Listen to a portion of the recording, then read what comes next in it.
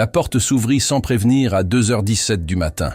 Pas de coup discret, pas d'invitation à entrer. Juste le bruit sec du bois qui se brise contre le métal, suivi des cris rauques d'hommes armés qui savaient exactement qui ils cherchaient. Je m'appelle Ked Mansour, j'ai 42 ans, et cette nuit de mars 2019, j'ai compris que ma vie de pasteur clandestin à Benghazi avait atteint un point de non-retour. Pendant 11 ans, j'avais œuvré dans l'ombre de cette ville, rassemblant secrètement des croyants et protégeant chaque réunion avec le plus grand soin.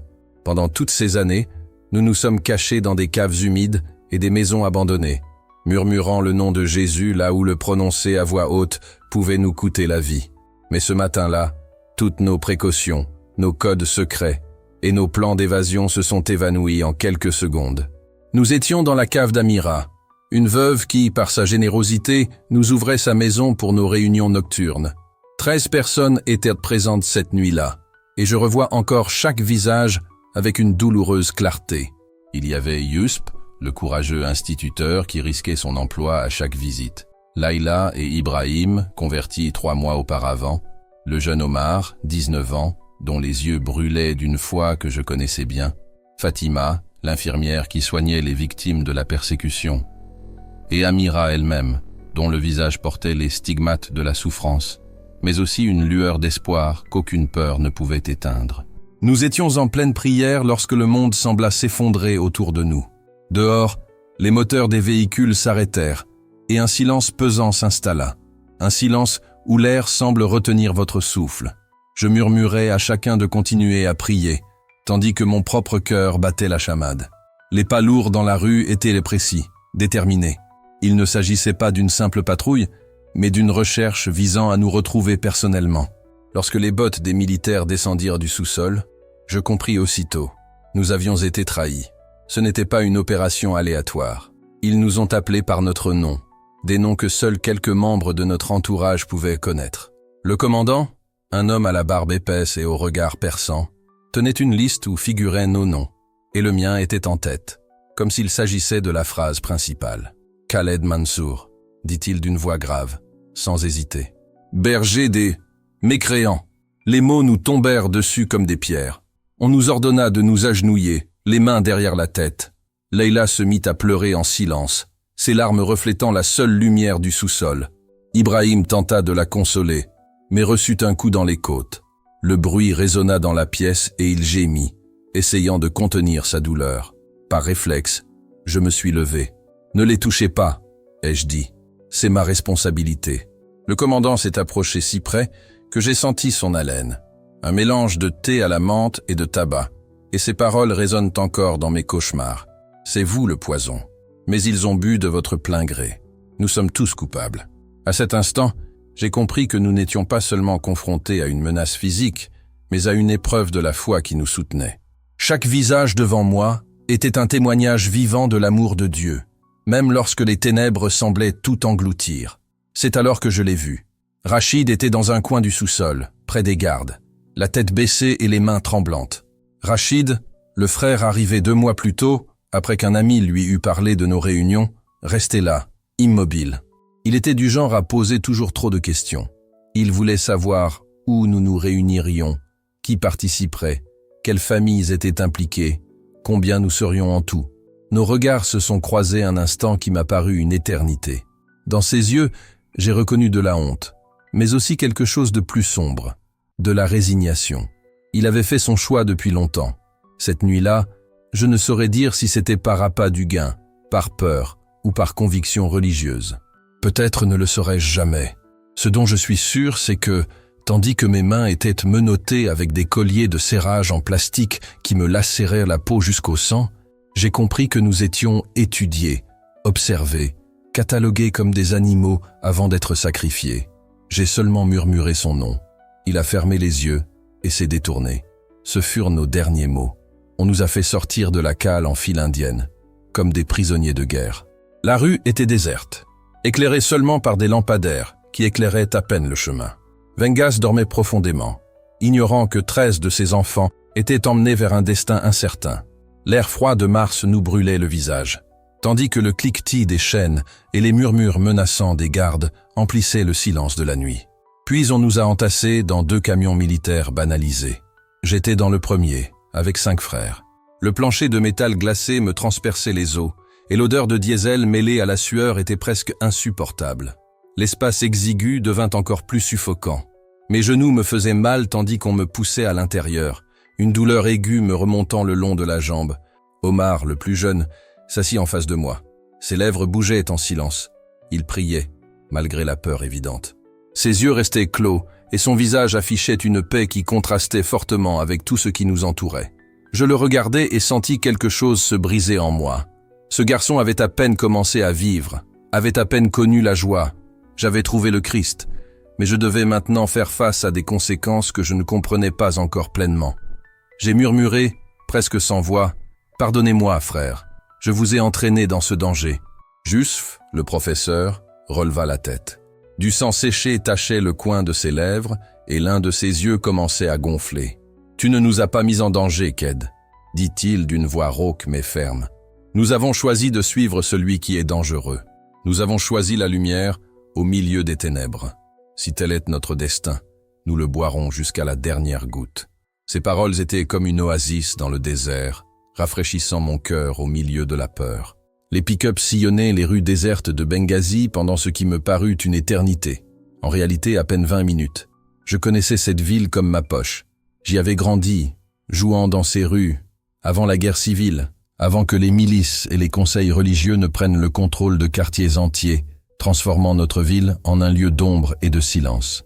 J'ai reconnu le quartier dès notre entrée dans le vieux marché, où d'anciens bâtiments coloniaux italiens côtoyaient des constructions en béton plus récentes. C'est là que j'ai su précisément où ils nous emmenaient. Au bâtiment du conseil islamique local, un édifice gris qui avait jadis abrité une banque sous Kadhafi et qui servait désormais de tribunal et de centre du pouvoir religieux. C'était un lieu auréolé de rumeurs où, disait-on, des accusés disparaissaient sans laisser de traces. J'avais la bouche sèche, comme si j'avais avalé du sable du désert libyen. Les camions s'arrêtèrent brusquement. Les portes arrière s'ouvrirent et de puissants projecteurs nous illuminaient un instant. On nous en fit descendre, et mes jambes, longtemps recroquevillées sur le plancher métallique, ne répondaient plus. Laila trébucha et tomba à genoux sur le bitume rugueux. Le bruit sourd de l'impact résonna, et son gémissement déchira la nuit.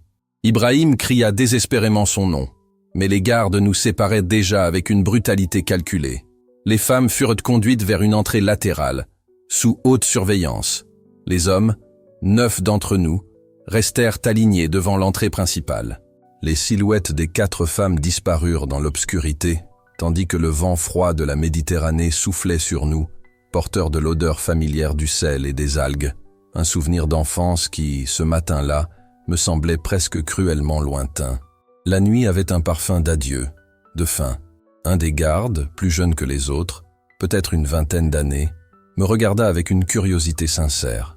« Vous croyez vraiment que votre Dieu va vous sauver de ça ?» demanda-t-il doucement. « Oui », répondis-je, sans hésiter, le regard fixe, mais probablement pas comme vous l'imaginez. Il fronça les sourcils, perplexe, mais avant qu'il puisse ajouter quoi que ce soit, le commandant lança un ordre sec et nous fûmes poussés à l'intérieur du bâtiment. L'intérieur empestait le moisi et le vieux papier. Les murs étaient couverts d'affiches reprenant des versets du Coran calligraphiés avec soin et des photographies de chefs religieux inconnus, dont les regards sévères semblaient nous juger. On nous fit descendre un long couloir, éclairé par des néons qui clignotaient de façon erratique, projetant des ombres dansantes sur les murs décrépits. Le carrelage fissuré craquait à chaque pas, résonnant comme un coup de marteau dans le silence pesant. Chaque pas me semblait fatal. Ma respiration s'accélérait, mais je m'efforçais de garder mon calme. Des bribes des écritures résonnaient dans mon esprit, des promesses que j'avais mémorisées au fil des années d'études et de ministère. Même si je traverse la vallée de l'ombre de la mort, je ne craindrai aucun mal, car tu es avec moi.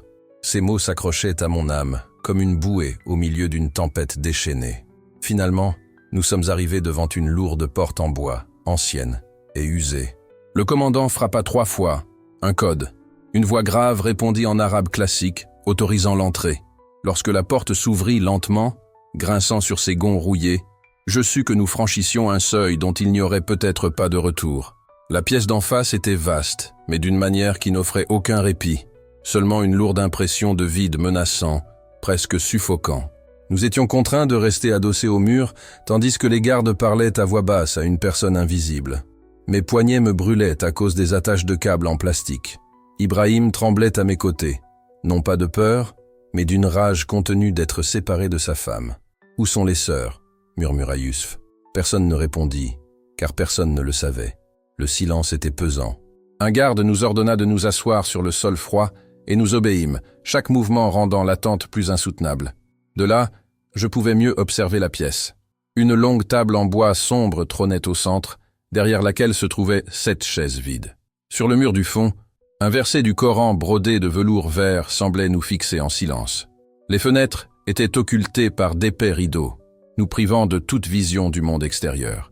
Nous étions complètement isolés. Pendant que j'attendais, mes pensées se sont tournées vers le début, vers la façon dont j'en étais arrivé là. Ce n'était pas toujours mon chemin spirituel. J'ai grandi à Benghazi, dans une famille musulmane traditionnelle. Mon père était marchand de tissus, un homme respecté qui priait 5 fois par jour sans faute. Pendant 23 ans, j'ai suivi ses traces, croyant que l'obéissance religieuse était primordiale. Mais en 2008, lors d'un voyage d'affaires en Tunisie, tout a basculé. J'ai rencontré un homme nommé Samir, dans un café près du port. Notre conversation a commencé par des échanges sur la politique et la religion, mais il a prononcé des paroles que je n'oublierai jamais. Dieu ne cherche pas votre obéissance, il cherche votre cœur. Ces mots m'ont profondément marqué. Il m'a tendu une Bible en arabe, dissimulée dans un sac en papier, et m'a simplement dit « Lisez l'Évangile selon Jean. Lisez-le et décidez ensuite. » Il m'a fallu 3 mois pour oser ouvrir ce livre. Quand je l'ai enfin fait, ce fut comme allumer la lumière dans une pièce obscure où j'avais vécu toute ma vie. Les paroles de Jésus étaient radicalement différentes de tout ce que je connaissais. Non pas des ordres sévères ou des listes interminables de règles, mais des invitations. « Venez à moi, vous tous qui êtes fatigués et chargés, et je vous donnerai du repos. » Ma conversion fut lente, douloureuse, mais transformatrice. C'était aussi la solitude. Ma famille m'a rejeté. Mon père m'a chassé de la maison. Ma mère pleurait comme si j'avais disparu. Et mes frères se sont éloignés de moi. Je suis devenu un fantôme pour ceux que j'aimais le plus.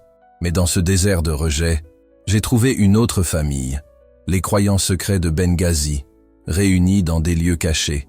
En 2011, alors que la guerre civile renversait Kadhafi et ravageait la ville, j'ai commencé à animer de petits groupes de prière.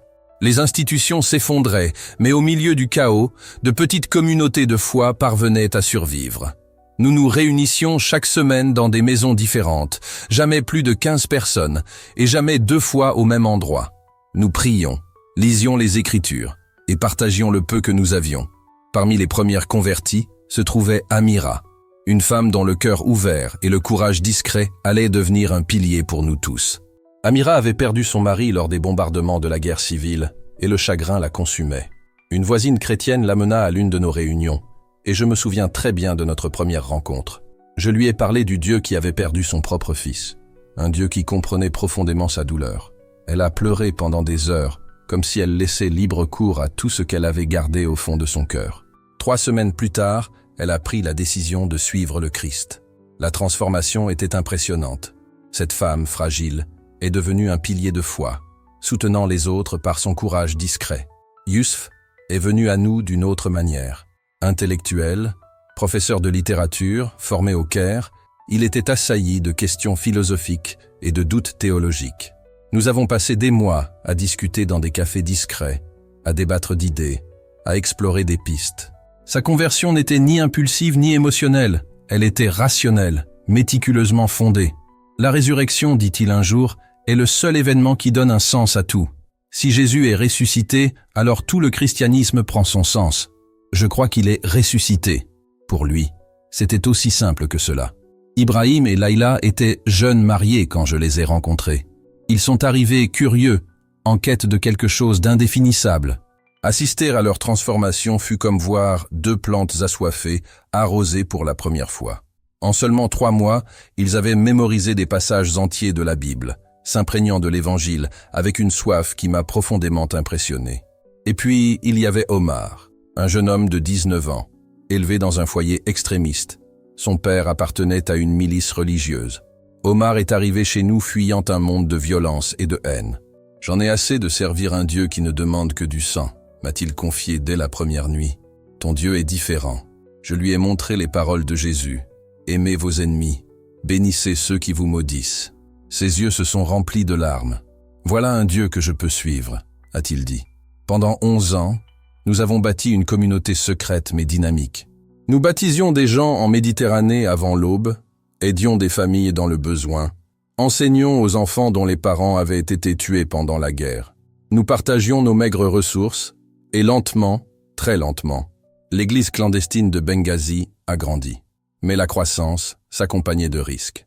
Les avertissements ont commencé à arriver il y a plus d'1 an. Un frère de Tripoli m'écrivait « Les conseils islamiques prennent le contrôle des villes. Ce n'est plus comme avant.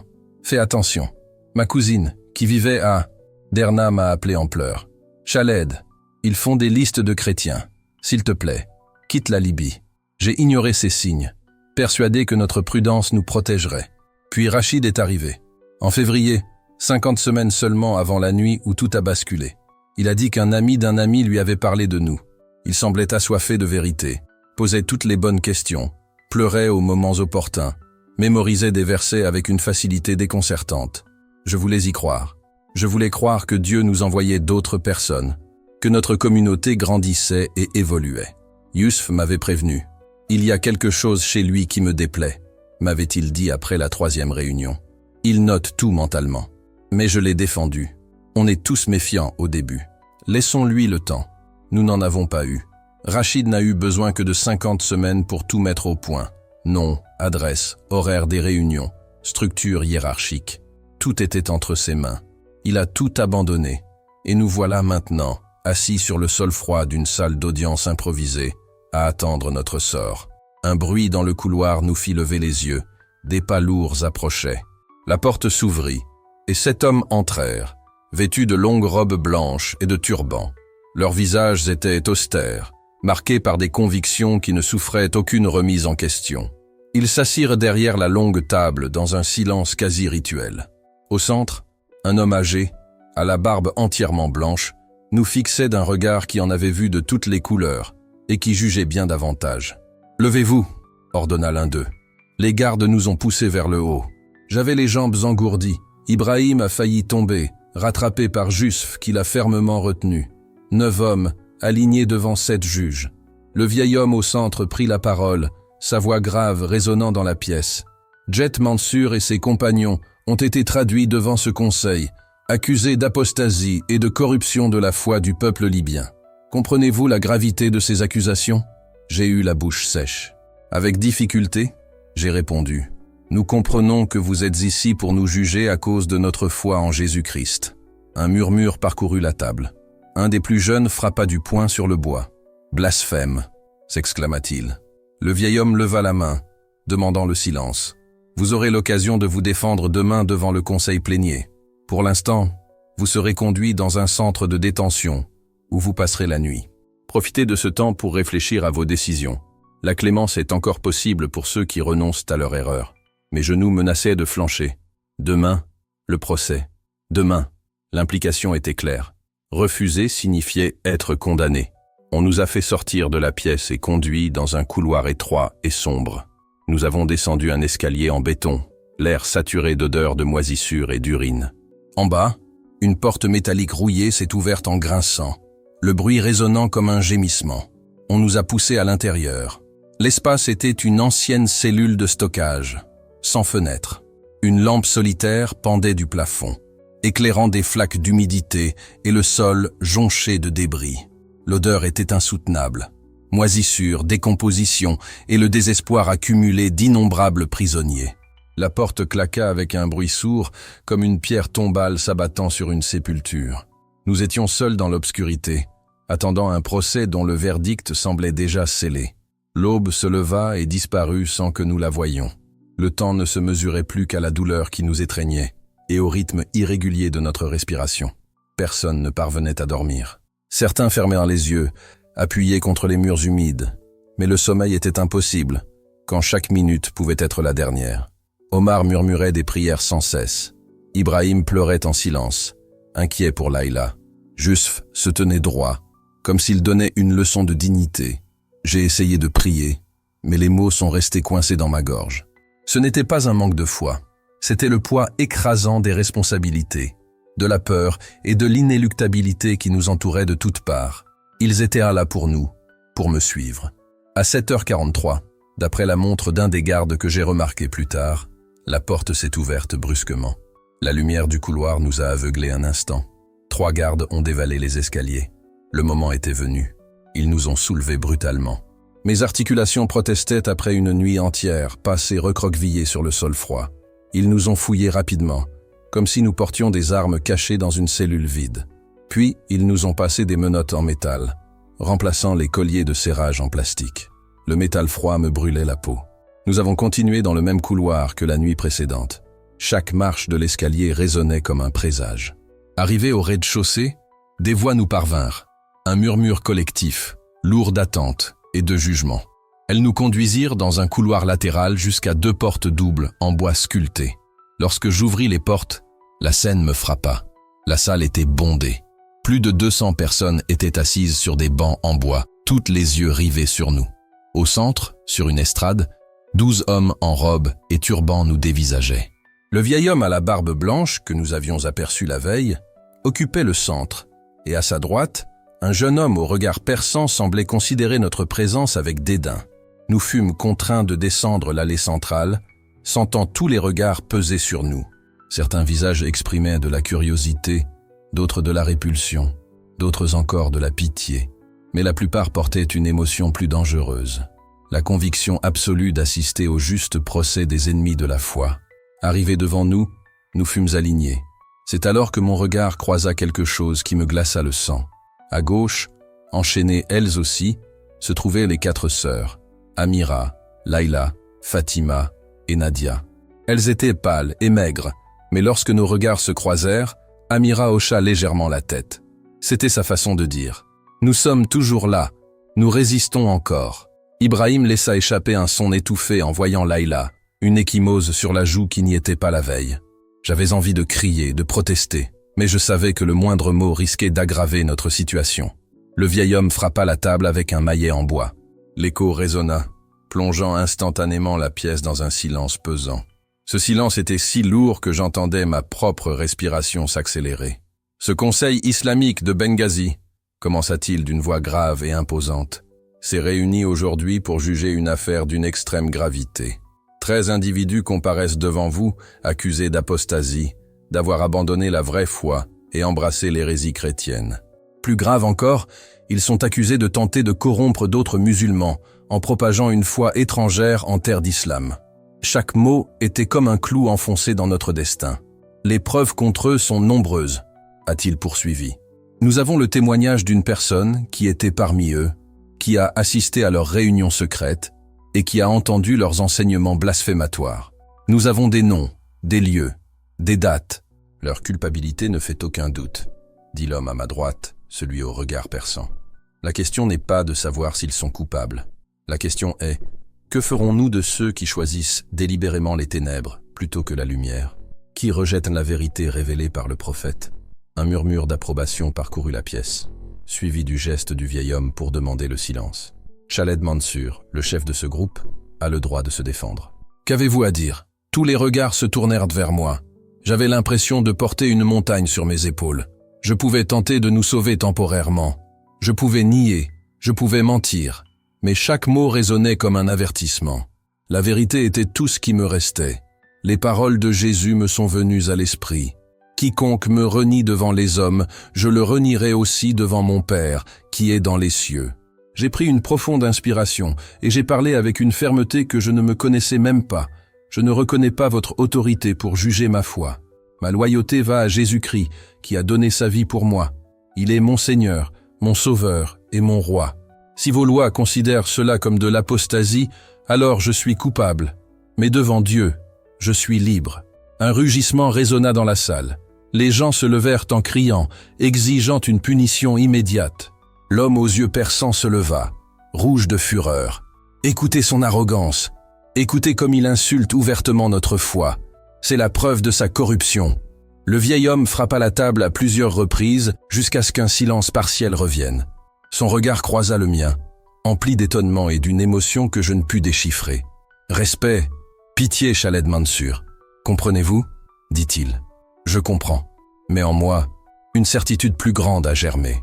Je préfère sceller mon destin par la vérité plutôt que de le sauver par un mensonge, » ai-je répondu. Jusf a fait un pas résolu en avant. S'ils veulent juger Khaled, ils devront tous nous juger. Je suis aussi Jésus-Christ. Je le confesse également comme Seigneur. Alors Omar prit la parole. Sa voix jeune mais ferme et claire. Ibrahim, les larmes ruisselant sur son visage, se leva, suivi par chacun des 9 hommes. Un à un, nous avons confessé notre foi. Puis, de l'autre côté de la pièce, on entendit les voix d'Amira, Laïla, Fatima et Nadia. Toutes les 4 proclamèrent leur foi à haute voix devant cette foule hostile. Le chaos régnait à nouveau. Le conseil se réunit pour délibérer, murmurant entre ses membres, tandis que la foule criait, réclamant justice, châtiment, un exemple. Tout espoir de clémence s'évanouit dès l'instant où nous proclamâmes publiquement notre foi. Le vieil homme finit par se lever. Lentement, le silence se fit dans la pièce. Son visage était un masque de sévérité religieuse. Sa voix résonnait d'autorité. Ce conseil a entendu les aveux des accusés. Ils ont ouvertement admis leur apostasie, avec effronterie et sans remords. De plus, ils tentèrent de justifier leur trahison par des paroles provocatrices. Il n'y avait aucun doute, aucune place pour l'interprétation. La sentence était claire, conforme à la loi islamique. Un long silence s'ensuivit. Le silence était absolu. J'entendais mon cœur battre si fort qu'il semblait résonner contre les murs de la pièce. Khaled Mansour et les 12 qui le suivaient furent reconnus coupables d'apostasie et de corruption de la foi. La sentence prévue par la loi serait exécutée. Un autre membre du conseil se leva et commença à lire à haute voix un document officiel. À l'aube, nous serions conduits sur la place centrale de Benghazi, où l'exécution aurait lieu publiquement. Un avertissement à quiconque oserait suivre la même voie. Que Dieu ait pitié de nos âmes. Ces mots nous tombèrent dessus comme de lourdes pierres. Exécuté à l'aube, sur une place publique. Un avertissement solennel. La salle éclata en applaudissements. Certains criaient « Allahu Akbar », d'autres se contentaient d'applaudir, comme témoins d'une justice divine. J'ai regardé mes frères et sœurs. Omar tremblait, mais gardait la tête haute. Des larmes silencieuses coulaient sur les joues de Yousf. Ibrahim avait fermé les yeux, ses lèvres s'agitant dans des supplications désespérées. Les femmes s'étreignaient, malgré leur chaîne. Amira a croisé mon regard et a prononcé des mots rien que pour moi. « N'ayez pas peur ».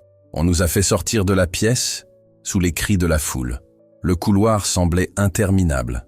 Nous sommes retournés dans l'entrepôt humide où nous avions passé la nuit. Mais cette fois, nous n'étions plus des prisonniers en attente de jugement. Nous étions des condamnés, comptant les heures jusqu'à notre exécution. Je m'appuyais contre le mur, épuisé et brisé. Les femmes avaient été séparées une fois de plus, emmenées ailleurs. Les 9 hommes restaient dans le même hangar, sous la faible lueur d'une lampe presque éteinte, confrontés à l'inévitable. « Je suis désolé », finit-il par dire, la voix étranglée par l'émotion. « C'est moi qui vous ai mené à ça. J'aurais dû être plus prudent.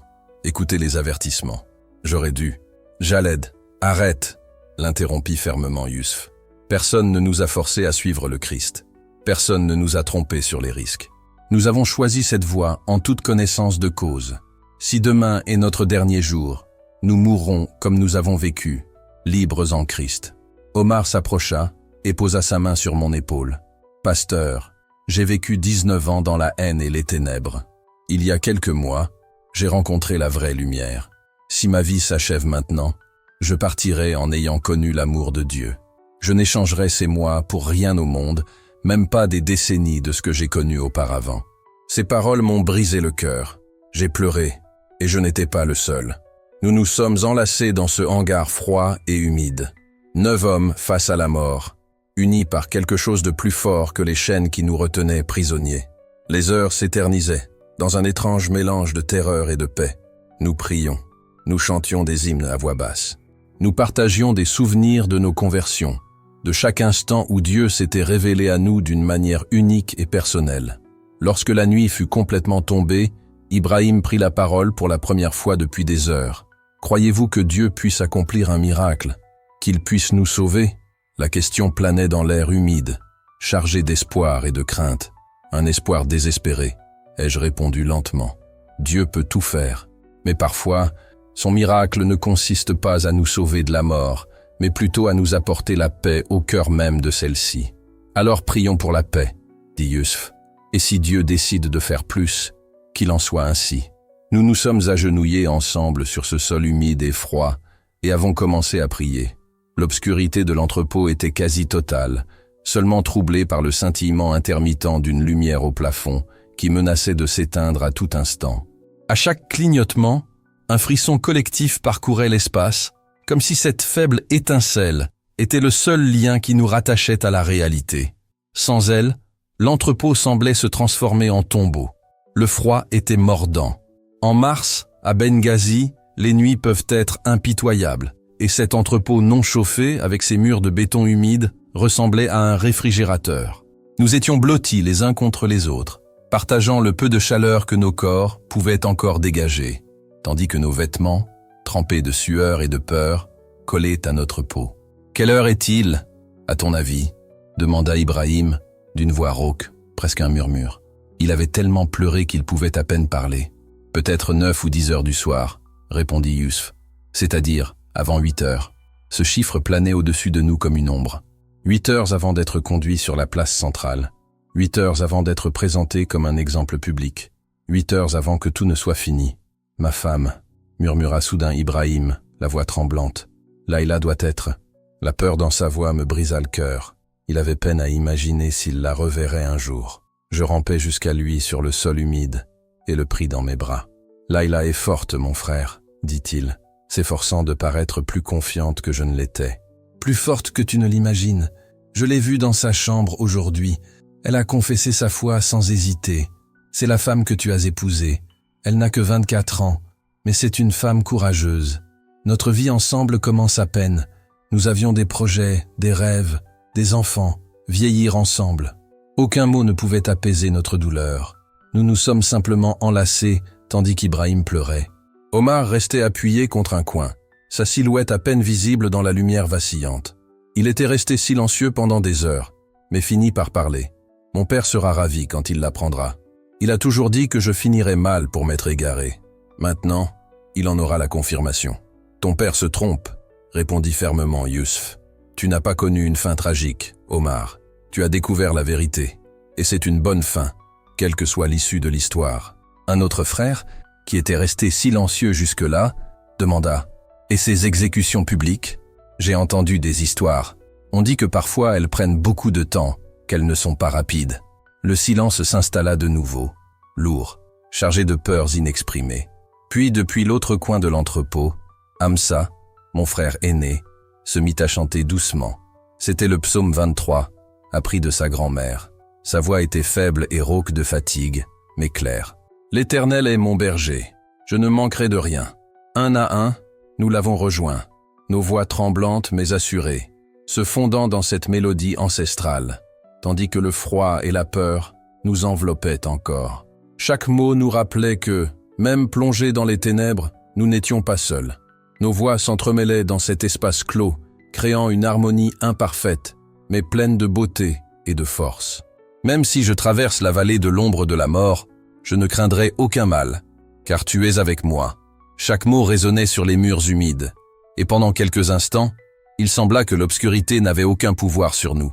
Dehors, les gardes frappaient violemment à la porte métallique.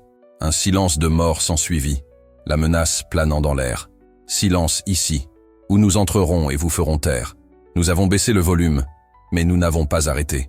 Nous chantions presque à voix basse, armés de la seule arme dont nous disposions, la foi exprimée par les louanges.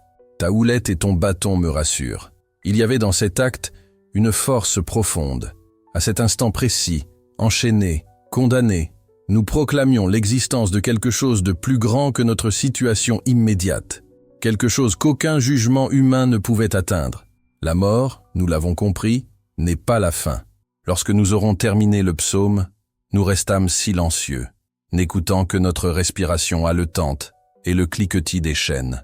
Puis il prit la parole, avec un calme qui me surprit. « Tu sais ce qui me trotte dans la tête ? Je n'ai pas peur de partir. Ma peur, c'est que ma vie n'ait pas eu assez d'importance. que je n'ai pas laissé ma trace. Votre vie a compté, ai-je dit. Vous avez transformé vos élèves. Vous leur avez appris à penser, à questionner, à chercher la vérité. C'est plus que je n'aurais pu espérer. Beaucoup n'y parviennent jamais de toute leur vie, a-t-il insisté. Mais je voulais faire plus, écrire, enseigner, toucher davantage de personnes. J'avais l'impression de ne faire que commencer. Omar s'approcha, presque furtivement, les yeux brûlants d'indignation. Je n'ai pas peur de ce qui va arriver non plus, dit-il. Mais je suis en colère.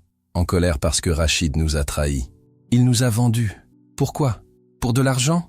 Pour être approuvé? Je ne comprends pas. Judas ne comprenait pas non plus ce qu'il faisait, murmurai-je doucement. Il pensait servir une cause plus grande. Peut-être que Rachid pense la même chose. Peut-être qu'il croit vraiment nous sauver de nous-mêmes. Comment peux-tu ne pas le haïr? Demanda Omar, la voix chargée d'intensité.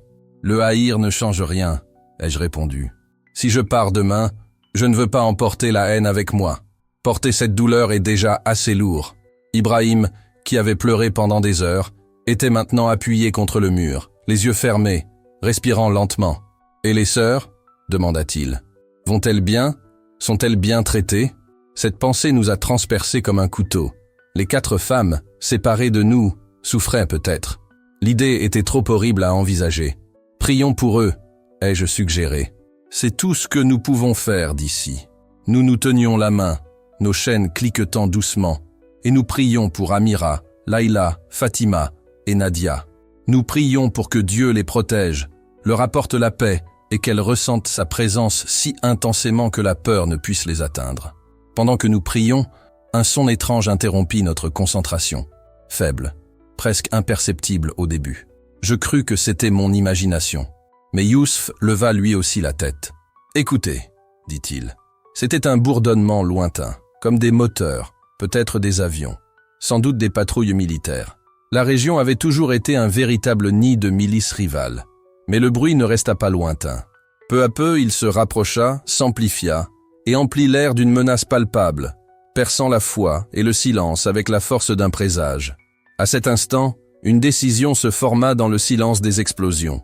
Une issue s'offrait à nous. Le mur qui nous avait tenus prisonniers, symbole de notre damnation, nous offrait désormais une chance, aussi incertaine fût-elle. Chaque bloc qui s'effondrait semblait dire « Il y a quelque chose de plus important à l'œuvre ici. »« Allons-y !» cria Yousf d'une voix ferme malgré la peur, et il se mit à ramper vers l'ouverture. Un à un, nous le suivîmes, glissant sur les décombres et esquivant les morceaux de béton qui tombaient comme une grêle. La chaleur et la lumière orangée à l'extérieur nous aveuglèrent un instant, mais nous donnèrent un aperçu de ce qui nous attendait. La ville en flammes, les immeubles s'effondrant, la fumée recouvrant la nuit comme un manteau de ténèbres. À chaque pas, le sol tremblait. Une autre explosion, toute proche, fit vaciller l'entrepôt et nous projeta au sol. Mais nous nous relevâmes. Il n'y avait pas une seconde à perdre. La fissure s'agrandissait à chaque seconde. Le rugissement des moteurs et les cris des gardes se mêlaient au crépitement des flammes.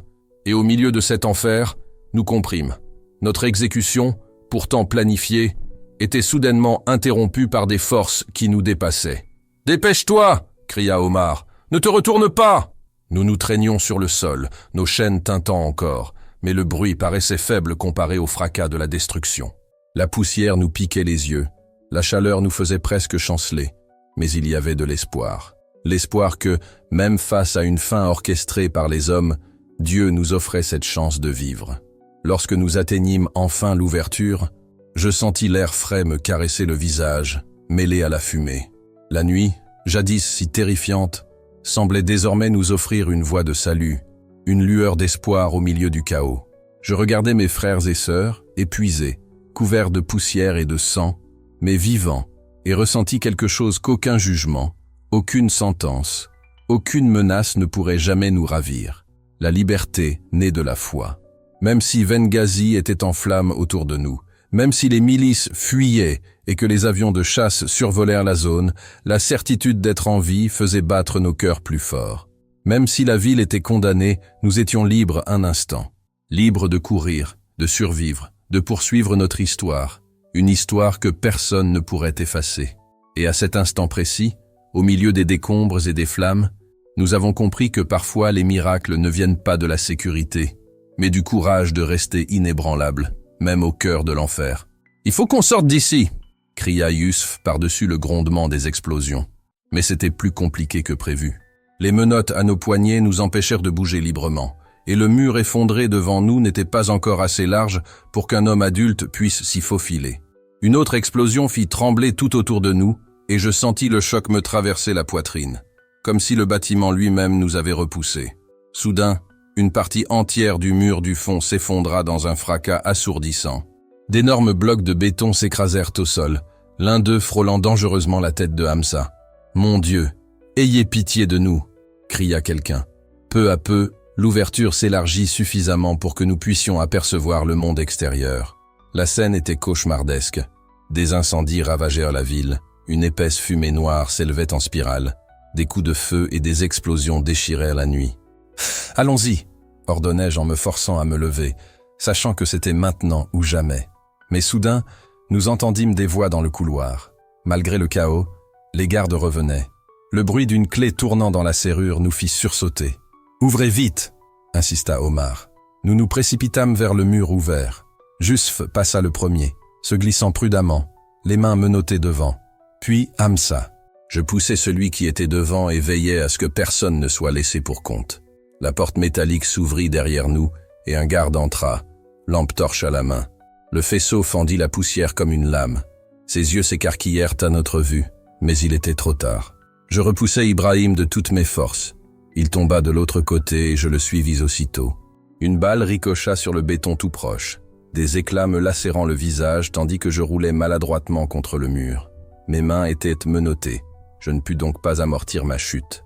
Mon épaule heurta violemment le sol et un craquement douloureux me parcourut le corps. « Lève-toi, lève-toi !»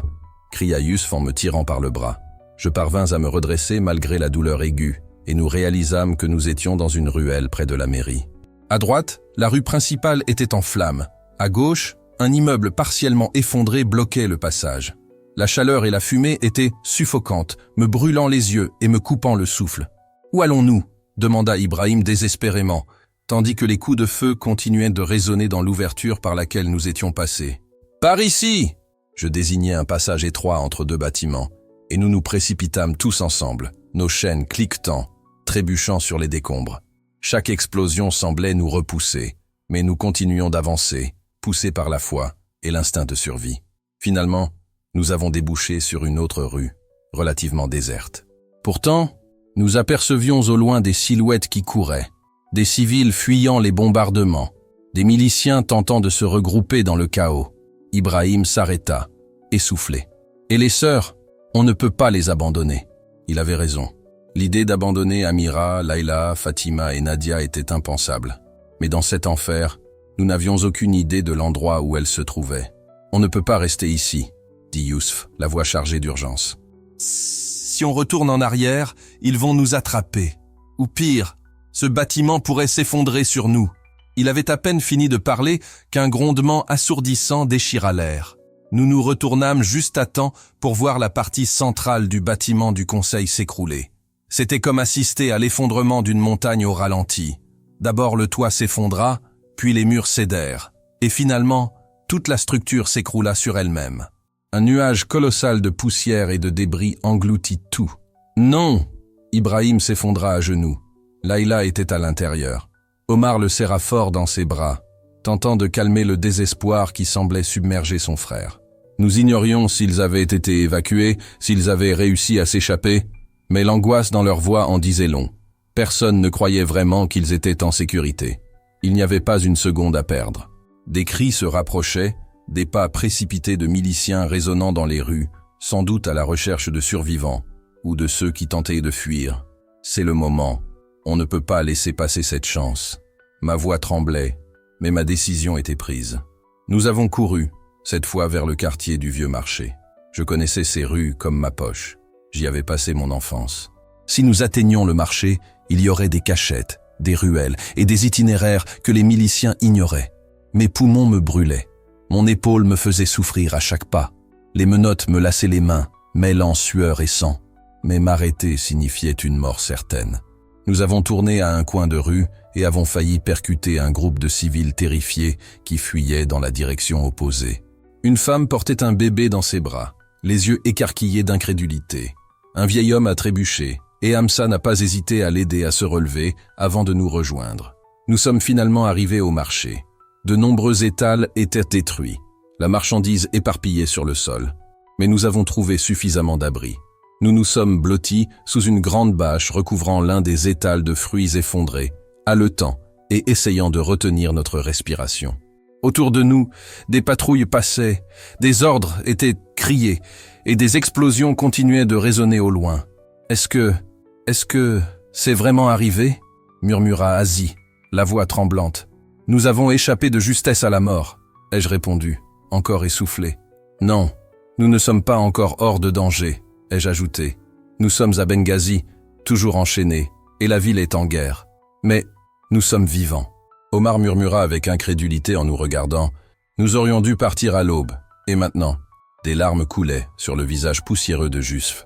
Ce n'était pas un hasard. Cette brèche dans le mur, la confusion, le moment précis de l'effondrement, c'était la volonté de Dieu. Mais à quel prix? Moi, Ibrahim, les sœurs, Laïla, nous avons survécu, mais le poids de ce que nous avons laissé derrière nous nous a écrasés. Nous restions allongés en silence sous cette bâche, tentant de comprendre l'impossible. C'était une exécution préméditée, un entrepôt sans fenêtre, sans espoir. Et puis, dans le chaos le plus total, le ciel s'est littéralement ouvert. Les murs se sont effondrés. Le destin a tourné en notre faveur et un instant, au milieu des décombres, nous avons entrevu une issue. Il faut nous libérer de ces chaînes, dit Yousf d'un ton ferme et direct. Et il faut qu'on quitte Benghazi. Ils vont nous chercher. On ne peut pas rester ici. Il avait raison. Mais la question demeurait, comment? La ville était en ruine, sous le feu ennemi. 7 hommes enchaînés courant dans les rues attireraient trop l'attention. Je connais quelqu'un, dis-je soudain. Un forgeron du quartier nord. S'il est encore là, si son atelier a résisté aux attaques, peut-être pourra-t-il nous libérer de ces chaînes. Tu lui fais confiance? Demanda Hamza d'un ton suspicieux. C'est un chrétien, ai-je répondu. Un des premiers convertis, il y a plus de 10 ans. Nous l'avons gardé secret à cause des affaires. Mais s'il y a jamais eu un moment qui exigeait du courage, c'est bien maintenant. Nous avons jeté un coup d'œil sous la bâche. Un instant, il sembla que les bombardements s'étaient calmés, bien que des incendies illuminaient encore la ville et que la fumée plongeât tout dans une ombre grise. C'était cette heure étrange avant l'aube, où la nuit paraît interminable et où le jour tarde à venir. Restez ensemble. Si nous nous séparons, nous serons perdus, ai-je prévenu. Nous avons quitté l'abri et avons commencé à marcher dans les rues dévastées. 7 hommes enchaînés, cherchant la liberté au milieu du chaos, sans savoir si nos sœurs étaient encore en vie, sans savoir si nous reverrions l'aube. Mais nous avons avancé, car nous avions été témoins de l'impossible. Dieu était intervenu au moment précis où notre désespoir s'était installé, et cela nous a donné l'espoir que l'histoire n'était pas encore terminée. Le quartier nord semblait à des kilomètres. Chaque rue était un labyrinthe de dangers. Des patrouilles militaires à la recherche de pillards, des civils fuyant désespérément, des immeubles au bord de l'effondrement. Nous longions les murs, sautant d'ombre en ombre, le souffle court. L'air épais et enfumé nous brûlait les poumons. Chaque respiration était un supplice. Mon épaule me faisait souffrir, la douleur lancinante à chaque pas. Les menottes me serraient si profondément les poignets que mes mains étaient engourdies. « Attends !» murmura Yousf en levant les bras liés. « Écoute, nous nous sommes arrêtés. Des voix provenaient de la rue suivante. Fermes, organisées, clairement celles de miliciens. « Par ici !» ai-je indiqué en désignant un immeuble d'appartements partiellement détruit sur notre gauche. La porte ne tenait plus qu'à un seul gond. Nous nous sommes précipités à l'intérieur. L'odeur de gaz était forte, l'intérieur sombre. Le plafond du 2e étage s'était partiellement effondré et les murs étaient fissurés. Nous nous sommes abrités derrière ce qui avait été une réception. Les voix se rapprochaient. À travers une fenêtre brisée, j'aperçus des ombres qui bougeaient. 5 miliciens, tous armés, éclairèrent le sol avec leurs lampes torches. L'un d'eux annonça dans un talkie-walkie « Secteur 3 dégagé ». Nous étions à moins de 10 mètres d'eux, et il n'y avait plus d'issue. S'ils décidèrent d'entrer dans le bâtiment, nous serions découverts. Omar tremblait à mes côtés. Je posai la main sur son épaule, essayant de le calmer. Les ombres s'immobilisèrent, juste devant le bâtiment, et pendant un instant, tout sembla suspendu dans le temps. Mon cœur battait à tout rompre, comme s'il allait me sortir de la poitrine. J'étais sûr qu'il pouvait l'entendre. Nous avons déjà fouillé ce bâtiment, dit une voix masculine. Il est à moitié effondré. Personne ne s'y cacherait. Passons à autre chose. Les ombres se dissipèrent, et leurs pas s'estompèrent. J'ai relâché le souffle que je retenais depuis le début, tremblant de soulagement. Ibrahim était devenu livide. On l'a échappé belle, murmura Hamza, encore essoufflé. Nous avons attendu quelques secondes pour nous assurer qu'ils étaient vraiment loin. Puis, nous avons quitté l'abri. La rue était silencieuse, déserte, éclairée seulement par la lueur de feux de joie au loin. L'aube commençait à teinter l'horizon d'un gris sale. Nous avons traversé les ruelles à toute vitesse, attentifs au moindre bruit. Arrivés sur une grande avenue, nous avons dû attendre, cachés derrière une voiture en flammes, que le passage soit dégagé. Puis nous avons couru, 7 hommes enchaînés, nos chaînes résonnant à chaque pas. Nous avons croisé des scènes qui resteront à jamais gravées dans ma mémoire. Une mère gisante au sol, pleurant sur le corps de son fils parmi les décombres. Un vieil homme assis sur le trottoir, le regard vide. Un chien aboyant désespérément près d'une porte close, attendant son maître qui ne reviendrait peut-être jamais. « Comment Dieu a-t-il pu permettre cela ?»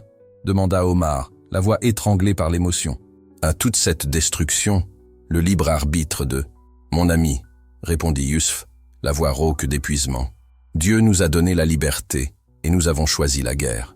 Mais il nous a sauvés, » a ajouté Ibrahim. « Même au milieu de tout cela, il nous a sauvés. La culpabilité m'a rongé. Nous avions réussi à nous échapper.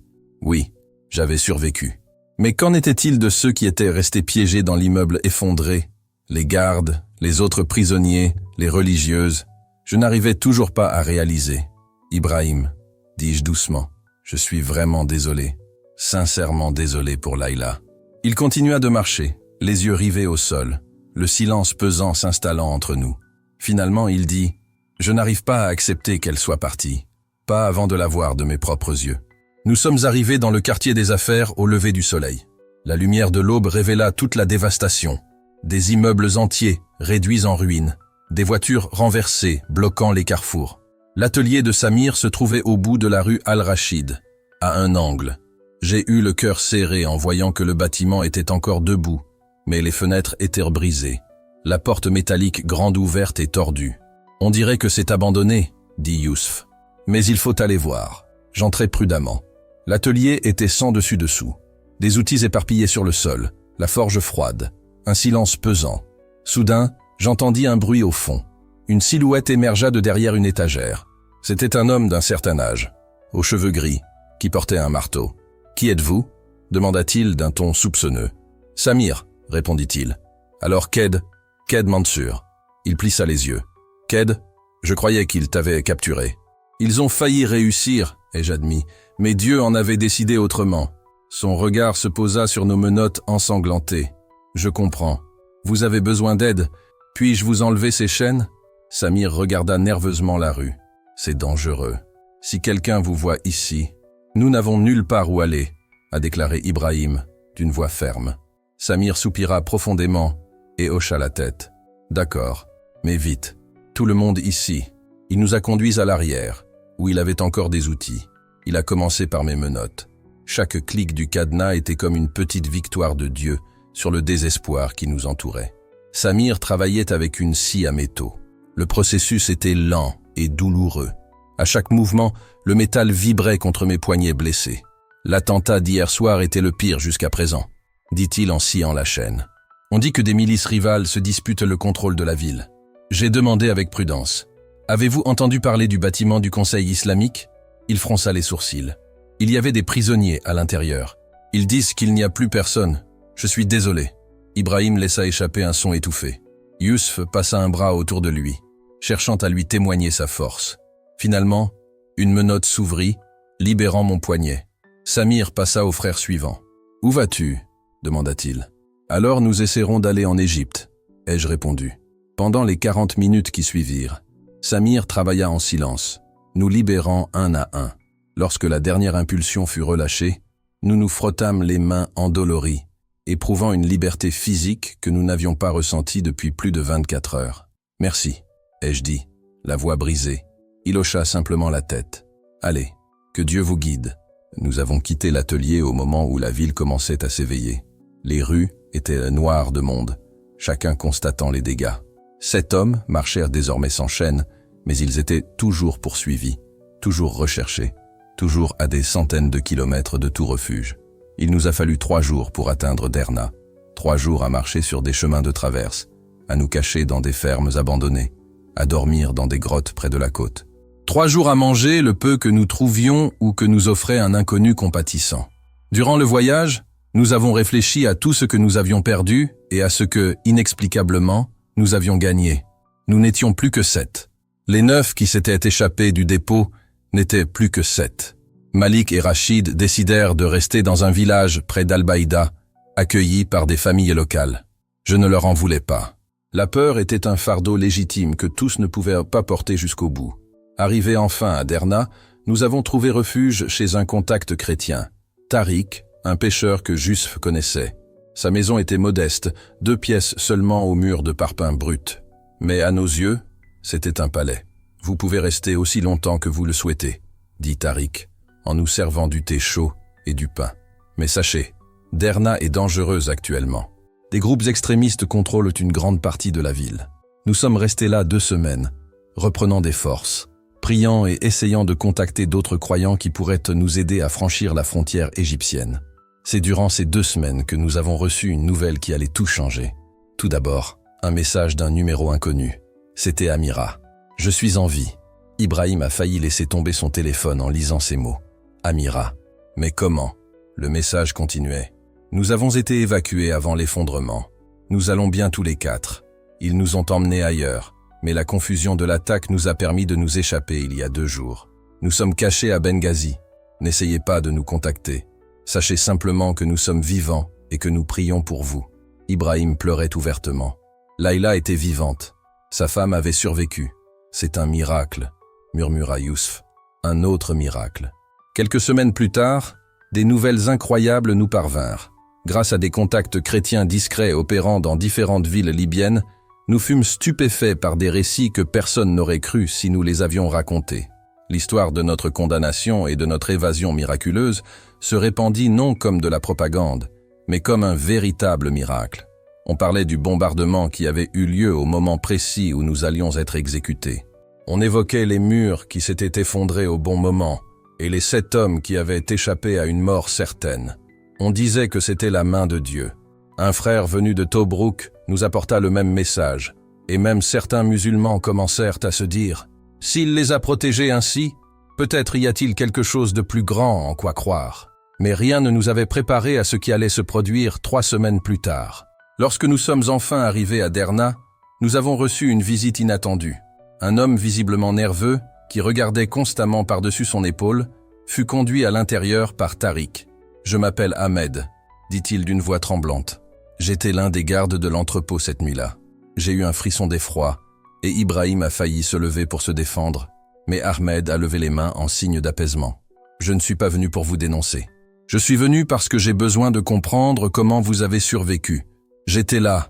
J'ai vu le bâtiment s'effondrer. Personne n'aurait dû partir. Nous avons raconté notre histoire, dans les moindres détails, avec une sincérité bouleversante. » Ahmed écoutait en silence, les yeux grands ouverts. Lorsque nous eûmes terminé, il resta silencieux un long moment, absorbant chaque mot. Finalement, il prit la parole. « Cette nuit-là, avant le bombardement, je t'ai entendu chanter. Tu chantais l'histoire d'un berger qui disait qu'il ne fallait pas craindre la vallée de la mort. Et puis le ciel s'est ouvert. J'ai servi dans la milice pendant 10 ans et j'en ai vu des choses, mais jamais rien de pareil. Je lui ai demandé doucement « Que veux-tu dire par là, Ahmed ?» Les larmes aux yeux, il a répondu « Je veux donner ma vie à Dieu. Je veux croire en celui qui sauve quand tout semble perdu, qui abat les murs au moment précis. » Dans l'humble demeure de Tariq, Ahmed a donné sa vie au Christ. Il était le premier fruit d'une graine semée dans les ténèbres les plus profondes. Dans les semaines qui suivirent, d'autres témoignages de foi commencèrent à apparaître. 3 personnes présentes au tribunal. Un milicien qui avait entendu parler de notre évasion. Une famille de Benghazi touchée par notre témoignage. Tous commencèrent à entrevoir l'espoir là où il semblait n'y en avoir aucun. Même Amira et les autres sœurs devinrent des signes vivants que Dieu était toujours à l'œuvre, même au milieu du chaos. 1 mois plus tard, un passeur chrétien nommé Boutros, nous proposa de nous emmener jusqu'à la frontière égyptienne. « Je ne vous demanderai rien, dit-il. Voyez cela comme une offrande à Dieu pour ce qu'il a fait pour vous. » La veille de notre départ, nous étions 7, assis sur le toit de la maison de Tariq, contemplant la Méditerranée. Ces mêmes eaux que nous avions vues de Benghazi, désormais admirées d'un autre lieu, le cœur transformé. « Je pensais que cette nuit serait la fin de tout, » dit Omar d'une voix douce.